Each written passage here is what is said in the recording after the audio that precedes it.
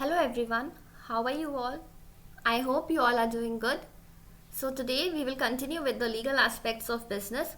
The topic we were doing was types of contract. आज हम part 3 start करेंगे. This is about me. Types of contract on the basis of validity और enforceability. ये हमने part 1 और part 2 में already cover कर लिया है. You can go and check out the videos. Formation के बेसिस पे आज हम पार्ट 3 में कवर करेंगे और परफॉर्मेंस हम पार्ट 4 में कवर करेंगे. फॉर्मेशन के बेसिस पे 5 टाइप्स हैं: expressed contract, implied contract, quasi contract, tacit contract and E contract. So without wasting any time, let's begin. Express contract is a contract which is expressed by words or in writing. या तो आपने orally किसी से contract में enter किया है या आपने रिटन टर्म्स में किसी के साथ कॉन्ट्रैक्ट में एंटर किया है. ओरल हो या रिटन वर्ड्स हो, वो दोनों ही किस में आएंगे? एक्सप्रेस कॉन्ट्रैक्ट में. ज़रूरी नहीं है कि आपने लिख के कॉन्ट्रैक्ट किया तभी एक्सप्रेस होगा. इट कैन बी ओरल और रिटन, दोनों ही एक्सप्रेस कॉन्ट्रैक्ट है. Section 9 of the act provides that if a proposal और acceptance of any promise is made in words, the promise is said to be express promise. Okay, express contract.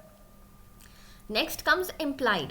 Implied का मतलब क्या होता है कि आपको यहाँ पे बोलने की ज़रूरत नहीं है, वो understood है. It is implied. These contracts come into existence by implication. Most often the implication is by action या फिर conduct. जिस तरीके से आप एक्ट कर रहे हो या परफॉर्म कर रहे हो, उससे पता चल जाता है कि आप कॉन्ट्रैक्ट में एंटर किए हो. तो let us take an example. अगर आप किसी रेस्टोरेंट में गए तो वहाँ पे आप क्या करोगे? जैसे ही आप वहाँ गए तो वो इम्प्लाइड है कि आप वहाँ पे कुछ ना कुछ फूड ऑर्डर करोगे. यस, आप फूड ऑर्डर करोगे और जो सर्विस प्रोवाइडर होगा उसको पेमेंट भी करोगे. तो यहाँ पे कंसिडरेशन हुआ, आपको फूड मिल गया और उसको पेमेंट मिल गई सर्विस प्रोवाइडर को. तो यहाँ पे जैसे ही आपने एंटर किया तो वो इम्प्लाइड था कि आप रेस्टोरेंट में गए हो तो कुछ ऑर्डर करोगे. Similarly we can take the example of a bus conductor. अगर आप बस में जा रहे हो या ट्रैवल कर रहे हो तो वो अंडरस्टूड है कि कंडक्टर को आपको पेमेंट करनी पड़ेगी. यहाँ पे आपने वर्ड्स का यूज़ नहीं किया, वो आपके कंडक्ट से पता चल गया, आपके एक्शन से ही पता चल गया. Next is tacit contract. The word tacit means silent. Tacit contracts are those that are inferred through the conduct of the parties without any words spoken और रिटन.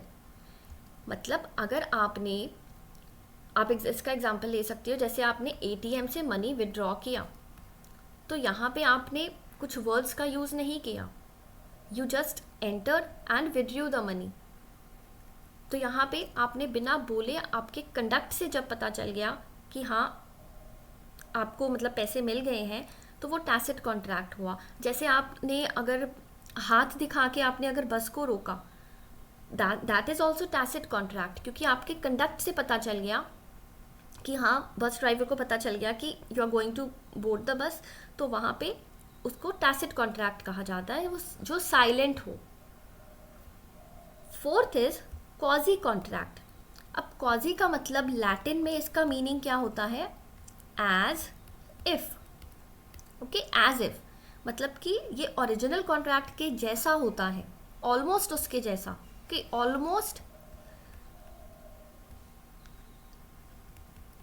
ऑलमोस्ट अलाइक आप बोल सकते हो कि उसके जैसा, ओरिजिनल कॉन्ट्रैक्ट के जैसा होता है, बट डिट्टो वैसा नहीं होता.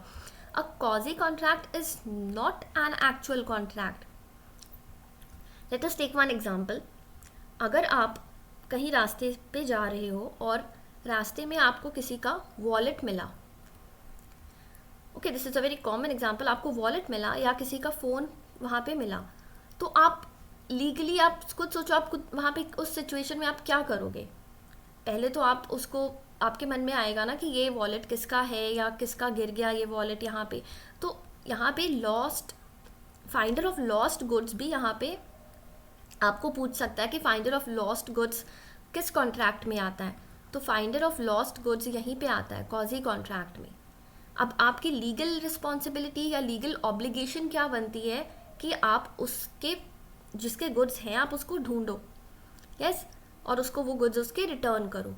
अब यहाँ पे आपने उससे कुछ प्रॉमिस किया नहीं था कि हाँ आप उसको ये गुड्स रिटर्न करोगे या आपने उससे वो खरीदना है, बट स्टिल लॉ ने आपको कॉन्ट्रैक्ट में एंटर करवाया, आपकी कोई इंटेंशन नहीं थी। अगर सपोज ए है और बी है और ए को रास्ते में कुछ गुड्स मिले और वो गुड्स किसके थे, बी के थे। Now A and B did not enter into any contract, but क्योंकि वो गुड्स ए को मिले तो it becomes as legal responsibility और लीगल ऑब्लिगेशन कि वो गुड्स बी को रिटर्न करे। Let us read now, a quasi contract is not an actual contract but it resembles a contract. ये लगता है ओरिजिनल कॉन्ट्रैक्ट की तरह। It is created by law under certain circumstances. The law creates and enforces legal rights and obligations when no real contract exists. आपने उसके साथ कोई contract नहीं किया था, आप तो उसको जानते भी नहीं हो। Such obligations are known as quasi contract. In other words, it is a contract in which there is no intention on part of either party. कोई भी पार्टी ए हो या बी, किसी भी पार्टी की कोई इंटेंशन नहीं थी कॉन्ट्रैक्ट करने की, to make a contract, but law imposes a contract upon the parties. यहाँ पे एक और एग्जाम्पल हो सकता है, अगर मान लो आपके घर कोई आता है और वो आपके घर अपनी वॉच या फ़ोन भूल जाता है, तो आप क्या करोगे, आपकी रिस्पॉन्सिबिलिटी है, आपकी ऑब्लिगेशन है कि आप वो चीज़ उसको रिटर्न करो। पर अगर आप वो चीज़ रख लेते हो, वैसे तो आप ऐसा करोगे नहीं, बट स्टिल अगर कोई चीज़ रख लेता है उसकी, तो उस इंसान को वो चीज़ उसको रिटर्न करनी पड़ेगी या उसके लिए पेमेंट करनी पड़ेगी, क्योंकि लॉ ये कहता है। Okay, so legally you have to pay for that phone और that watch. I hope it is clear. तो क्वाज़ी कॉन्ट्रैक्ट ये इंपॉर्टेंट है। क्वाज़ी कॉन्ट्रैक्ट क्या होता है, रियल कॉन्ट्रैक्ट को रिजेंबल करता है, but it is not an actual contract. Okay, lost of finder of lost good is a very common example. Lost goods आप याद रखना, finder of lost goods. E contract, when a contract is entered into by two or more parties using electronic means। आपको ई का मतलब तो पता है, electronic, yes. तो जब आप इलेक्ट्रॉनिकली किसी के साथ कॉन्ट्रैक्ट में एंटर कर रहे हो, इंटरनेट के थ्रू आप किसी से कॉन्ट्रैक्ट में एंटर कर रहे हो, दैट इज ई कॉन्ट्रैक्ट। आपको इसके नेम्स याद रखने हैं। EDI contract, EDI means, this is important, electronic data interchange. Electronic data interchange, इसके दूसरे नेम्स भी है, साइबर कॉन्ट्रैक्ट्स या फिर mouse click contracts. These names are important. Okay, EDI, electronic data interchange, cyber contracts, mouse click contracts. With this we come to the end of this video. If you like our videos, do like, share and comment, or do subscribe our channel, that is Commerce with Nix. See you in the next video. अगर आपने part 1 part 2 नहीं देखा है, I will provide the link here, आप उसको click करके checkout कर सकते हो। Thank you. See you again in the next video. Bye bye.